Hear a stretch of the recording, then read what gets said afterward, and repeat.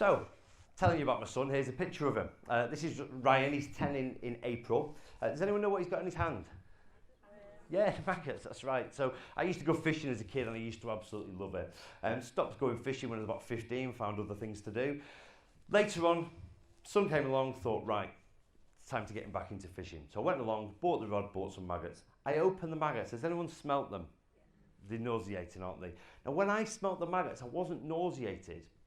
I actually got this feeling of euphoria. Made me feel happy from smelling the maggots. And it was because as a child, I'd had lots of happy experiences whilst I was fishing.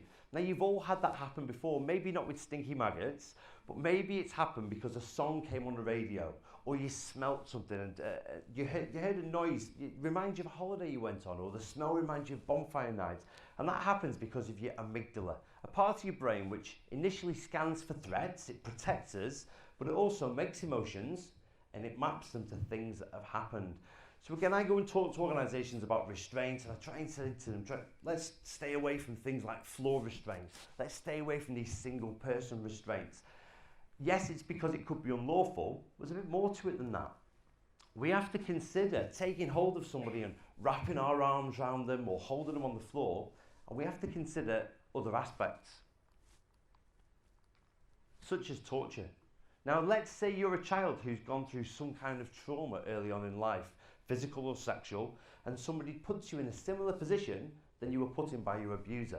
Your amygdala is going to switch on, and one of two things will happen. You'll either become very stressed, excited delirium, which can risk positional asphyxia, or you're going to become very, very upset. And that fits into torture. And what have we all learned today about torture? It's an absolute right.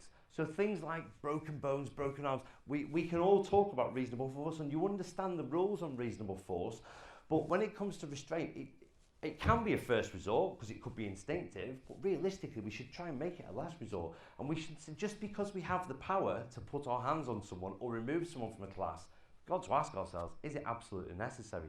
If it's not necessary, then we don't do it because it doesn't fit into reasonable force.